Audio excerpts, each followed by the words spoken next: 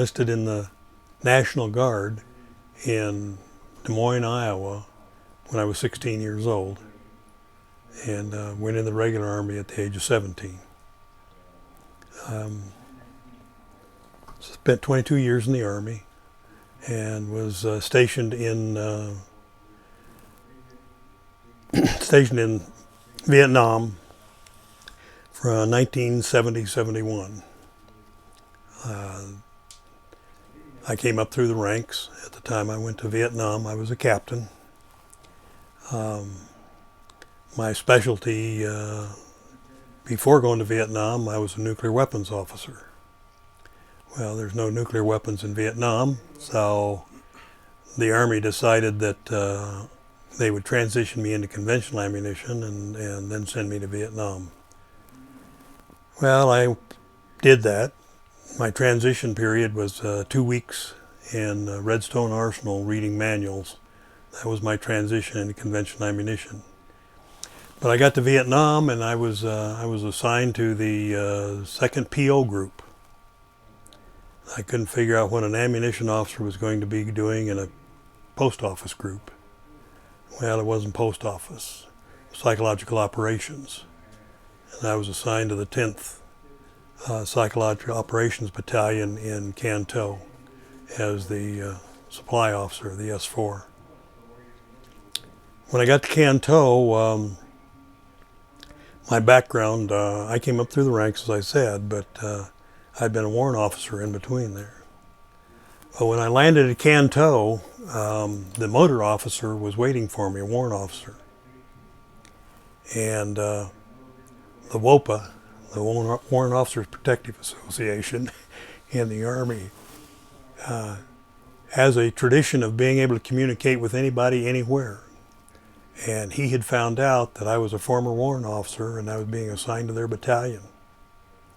And before I ever reported in, he took me through the motor pool. And all but the commander's Jeep needed to be redlined. Shouldn't have been being used. So I reported in, and the next day I went down and redlined all the vehicles except the battalion commanders.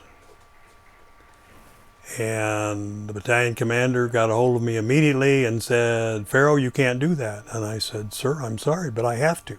That's my job." He says, "Well, we can't get any replacements." And I said, "Who said that?" He said, "Well, that's what I've been told." I said, "Okay, can I borrow your Jeep?" So the motoring officer and I headed to Saigon, up to Long Binh to the supply place. We got in there and there was lines of brand new Jeeps sitting up there. So I had my requisition. I went into the office in there and I said, I need five new Jeeps. Say my organization is operationally unable to perform their duties right now because we don't have the vehicles. Well, he said that we don't have any. And I said, "You got a whole lot full of them out there." He says, "Those are designated for the Vietnamese." I said, "So you got those sitting for Vietnamese out there while you've got an organization down in Canton that's operationally unready and can't perform their duties. These are priority requisitions." He said, "Well, that's just the way it is." And I said, "Okay." I said, "Where's the headquarters at?" He said, "What do you need the headquarters for?" And I said, "Because I'm going over your head." I said, "You don't have a non-operational organization supposed to be in combat zone that can't operate because they don't have vehicles and you've got them sitting right there." He said, "Well, just a minute." He said, let me call somebody. Okay? So he called somebody. He said, "Well, they say that maybe we can do it." I said, "What's maybe mean?" I said, "Maybe you can do it if I go see the commander, or maybe you can go ahead and give them to us." He said, I think we can go ahead and give them to you." So I called the battalion commander and I said, "Put 6 drivers on the next flight up here." He said, "What do you need that for?" I said, I've got 6 brand new vehicles for you. You got to get up here and get them. He said, how'd you get them? And I said, you don't worry about the details. That's your supply officer's business. So anyway, that was the first 3 days that I was in Vietnam. During my tour with the PSYOPs, every time I opened another Connex container, I found a whole bunch more. They were scroungers. I turned in over $1 million worth of excess property in the first 2 months. And so I went from supply officer up to being the XO of the battalion. I was a captain in a major slot. And finally I told the battalion commander, I said, you know, I've got a regular Army commission. I need combat command time. I said, here's the deal. You've got an IG inspection coming up. If I get you through the IG inspection, you'll release me to go get command time. He says, well, I don't really want to lose you. And I said, it's your choice, sir. He said, okay, I'll agree to it. So he went through the inspection. They passed with flying colors. He was the only battalion in the entire group that passed the IG inspection. And of course, that spoke well of him and got him accolades from the group commander. And so I went up to Long Bend and took command of the 60th Ordnance Ammunition Company. We were 2 days or 3 days before I took command. Somebody threw a grenade outside the hooch of the first sergeant. Just missed killing him. And the company commander that preceded me was so afraid of somebody doing the same thing to him that he wouldn't come out of his quarters. I mean, for all intents and purposes, the first sergeant was running the company, and which is appropriate provided he's got an officer above him that's supporting him. But anyway, the day I took command, I fell the company out, and they were reported to be high level of drug users in the company. Well, drug users in an ammunition company isn't all that great. So I fell the company out, and I said, okay guys, here's the way it is. I said, I'm not going around looking around trying to catch you smoking pot or anything like that. I don't have time for that. I said, but here's the issue. I said, we have an amnesty program. You get off the drugs. I said, the other alternative is you're going to stay on the drugs, you're going to make a mistake, and I'm going to put you in jail. That's the way it is. And he said, and I said, and secondly, if any of you have any ammunition, any hand grenades or that in your possession, you better get rid of them. I said, because if I find them, I'm not going to do anything except replace the fuse with a booby trap fuse, so when you pull the pin on it, it'll blow up in your face. It'll be right there. Well, they knew we had them. We had the fuses. And that's so. No one had guts enough to know whether or not I had found their hand grenades or any of that sort of thing. So they disappeared. In the first 3 weeks, I handed out 23 Article 15s, and I put 7 people in jail. Could you explain to the people who might not know what Article 15 is? Article 15 is company punishment that can be ministered out by the company commander. It can be extra duty, hard labor, no passes, any number of things that you can do that you can provide that to. So that's, that was within the first 3 weeks. Within the first 6 weeks, or after the 6 weeks, I stood in IG inspection. So this is my second IG inspection in my tour, and my unit passed with flying colors. The right after the inspection was somebody threw a CS grenade into the company area. Everything was, it was past the end of the day, and I was in my quarters, and the first sergeant called me, and he said, somebody threw a CS grenade in the company area. I said, okay, Sergeant, haul them out. I get down there and I said, okay, guys, here's the way it is. I said, I'm really concerned about the health of the troops in this company. I said, the next time it could be something more serious than a CS grenade. I said, so if it ever happens again, we're going to don protective masks and we're going to wear them 24 hours a day, 7 days a week. Well, in the heat and humidity of Vietnam, nobody wants to do that. By the time I got to my office, there were 7 people waiting to tell me where that grenade came from. And it came from the company next door. So I said, okay. And I called for Sergeant Trotter. Sergeant Trotter was one of my platoon sergeants. Sergeant Trotter stood 6'5", weighed about 235. Solid muscle. I said, Trotter, I said, I want you to go down to the armory. I want you to draw out a riot gun and 5 rounds of double-aught buck. I said, I want you to walk guard between our company and that other company. If anything, I don't care what it is, comes in our direction, consider it a frag grenade and kill whoever threw it. He said, are you serious, sir? I said, you have your orders, Sergeant. Well, about 45 minutes later, I get a call from the battalion commander. He said, Farrow, what in the world is going on down there? I said, I don't know what you're talking about, sir.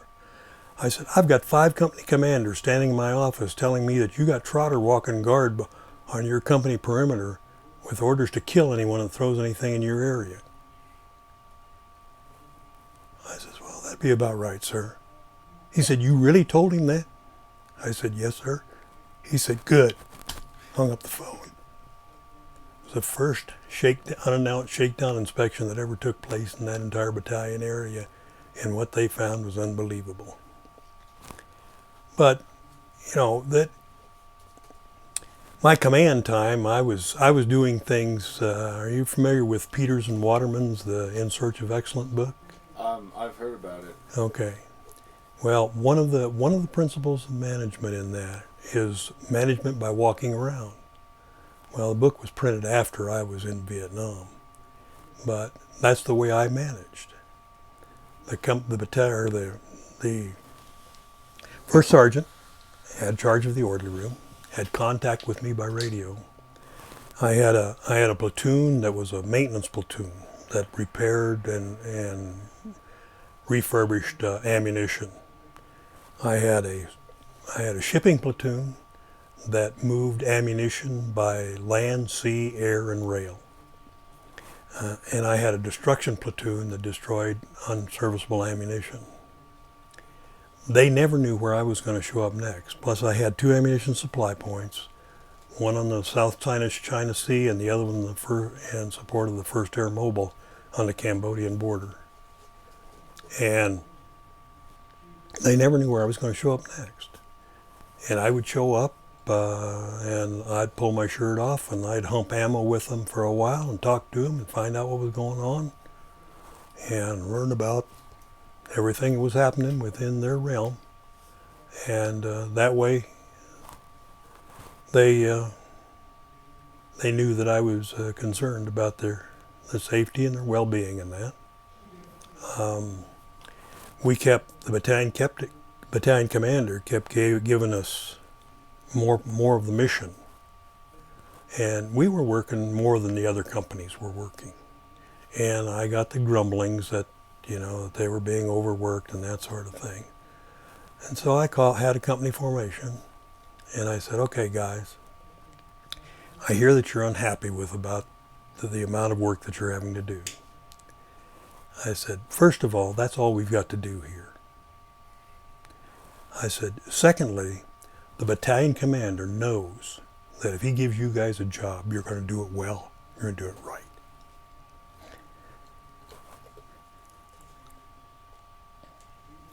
And I said, so if it gets to the point where it's going to affect our ability to do the mission and that, so I'll be the first one to tell the battalion commander he needs to pass it on to somebody else.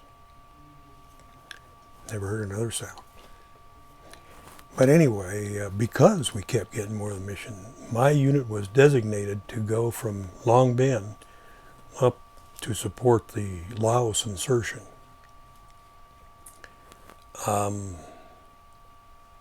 They found out we had taken on so much of the battalion mission that they couldn't disengage us, and another unit went to Laos instead of us, which was a blessing in disguise. And all my men realized that. But we had a good company and good men. I had 3 warrant officers, and I had a second lieutenant that was my motor officer. He needed help, and I had a first lieutenant was the XO. But in one situation there, we needed to clear the perimeter.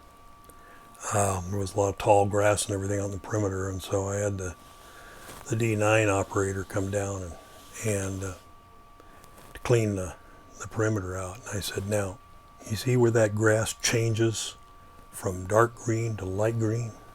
He said, yeah. I said, don't go in that area. Leave that. Don't even bother it. So I'm in a battalion briefing with the other commanders, and here comes my motor sergeant in. Captain, we need you right now. I said, I'm in a briefing. No, we can't wait. We need you right now. I said, okay. I'm told the battalion commander was sorry, and go down there, and here's this cat in that quicksand up to the running board. And I said to him, I said, Specialist, what in the world possessed you to go in that area I told you not to go into? He said, I told the lieutenant that you said not to go in there, and he said, don't worry about what he said. I'm telling you to clear that area.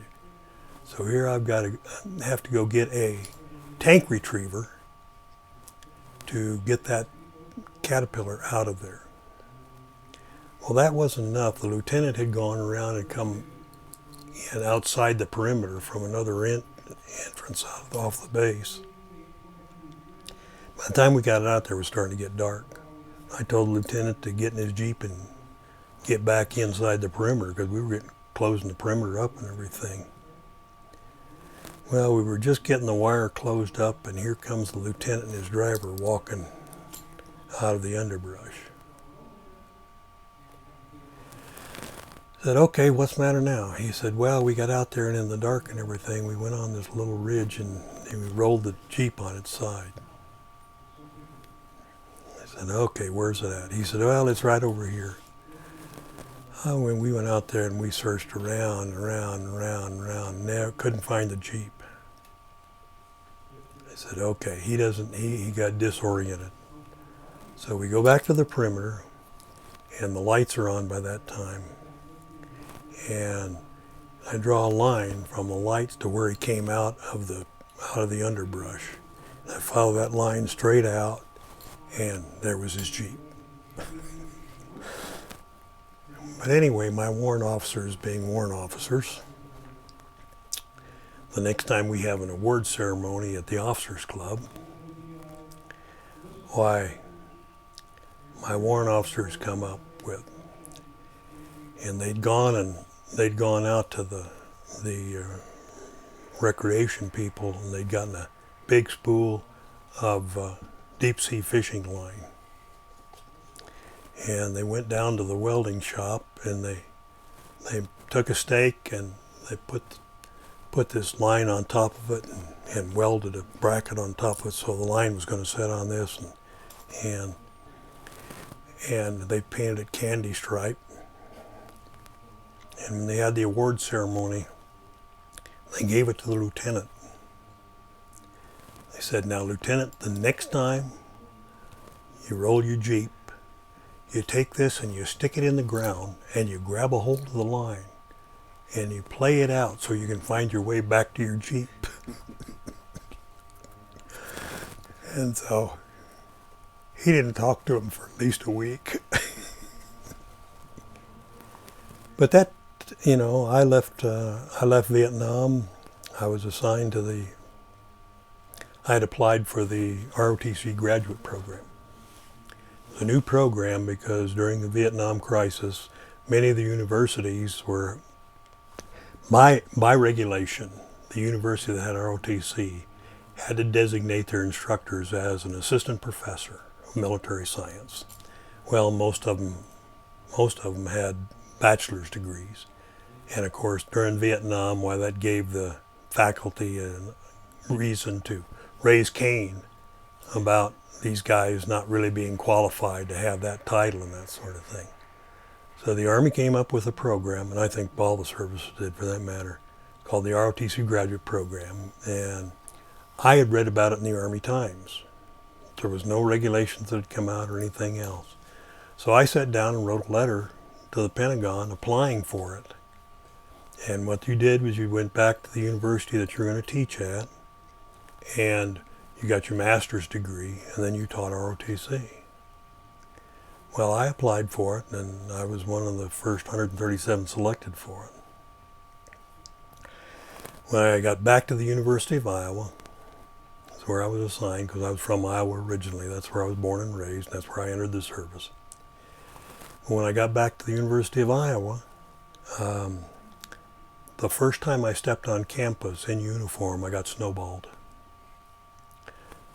If you're going on a liberal arts campus, that's and there was rioting on the University of Iowa campus for several years. I hardly carried a weapon in Vietnam, but I was walking guard on the ROTC armory with a loaded .45 on the University of Iowa campus.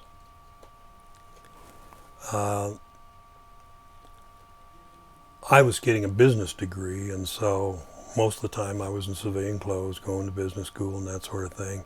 And the business school was an entirely different environment than going to the liberal arts college. So I didn't have any problem there. But it was strange. The university history professors hardly mentioned war during that time when they were teaching their courses. They didn't really had anything to do with human history at all, which is, it permeates human history. But when I first started teaching, I was teaching world military history and leadership. When I first started teaching, I had only ROTC students. But by the time I had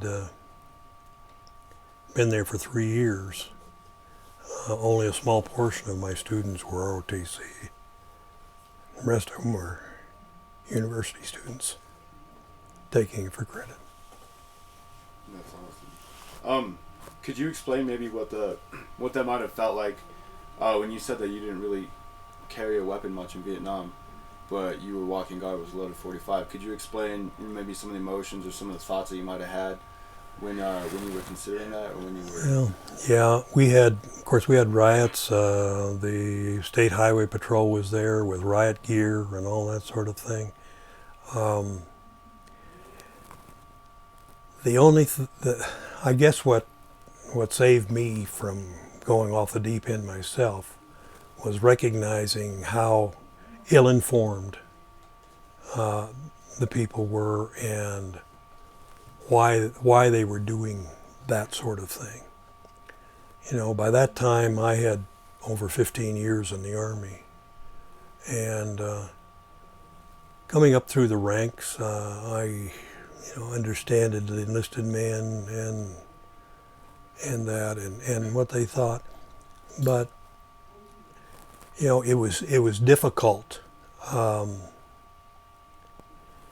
when you're in an environment where you don't know who the enemy is, and you're in an environment where it appears that your enemy is your own residents, the people that live, the people that know and work around you. It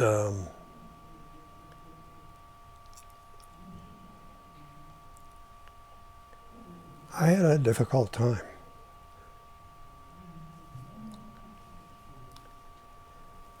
And it still has an impact on me. How do you feel about this state-sponsored event that they put on here for you? I'm really grateful. Yeah, it's with the time I spent in the Army, and because I was a regular Army officer, I had hip pocket orders until I was 62 years old. And so it's only been in the last 15 years that I didn't carry Army orders, even though I retired at the age of 34. But, when the thing that I vowed,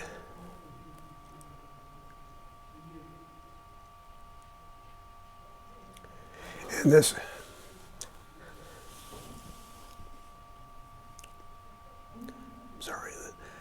nation followed suit, that never again would that happen. Never again.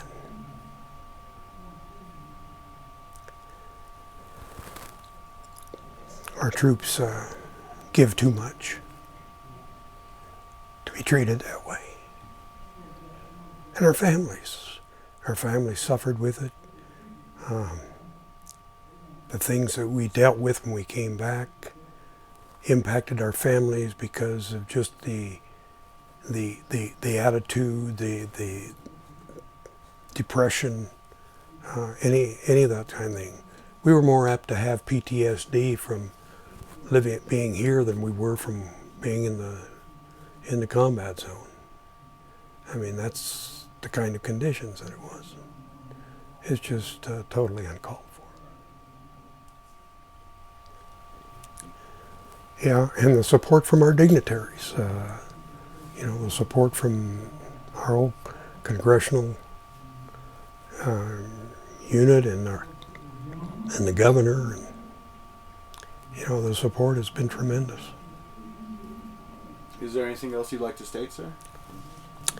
I don't know. There's much else to say. I've probably told you more than you wanted to know. Do you guys have any questions, or? I don't, Russ. I really appreciate your comments. Thank you so much. Yeah.